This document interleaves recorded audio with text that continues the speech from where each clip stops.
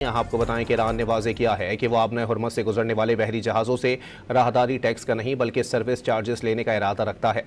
नायब वज़ीर ख़ारजा काज़िम गरीबाबादी ने नीम सरकारी ईरानी ख़बरसां इदारे महर को दिए गए इंटरव्यू में कहा कि ईरान आपने हुर्मुज़ में ट्रांजिट फ़ीस का ख्वाह नहीं बल्कि वो ओमान के साथ मिलकर फराहम की जाने वाली खिदमात के बदले मुआवजा हासिल करेगा।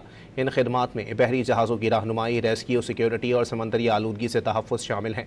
गरीबाबादी ने मज़ीद कहा कि आपने हुर्मुज़ मुकम्मल तौर पर ईरान और ओमान के इलाकाई पानियों में वाक़ है और बैनुल अक़वामी समंदरी कवानीन के तहत दोनों ममालिक को इस गुज़रगाह पर खुद मुख्तारी हासिल है।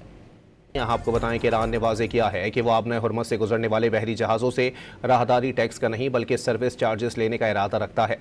नायब वज़ीर ख़ारजा काज़िम गरीबाबादी ने नीम सरकारी ईरानी ख़बरसां इदारे महर को दिए गए इंटरव्यू में कहा कि ईरान आपने हुर्मुज़ में ट्रांजिट फ़ीस का ख्वाह नहीं बल्कि वो ओमान के साथ मिलकर फराहम की जाने वाली खिदमात के बदले मुआवजा हासिल करेगा। इन खिदमात में बहरी जहाज़ों की रहनुमाई, रेस्क्यू, सिक्योरिटी और समंदरी आलूदगी से तहफ़्फ़ुज़ शामिल हैं। गरीबाबादी ने मज़ीद कहा कि आपने हुर्मुज़ मुकम्मल तौर पर ईरान और ओमान के इलाकाई पानियों में वाक़ है और बैनुल अक़वामी समंदरी कवानीन के तहत दोनों ममालिक को इस गुज़रगाह पर खुद मुख्तारी हासिल है।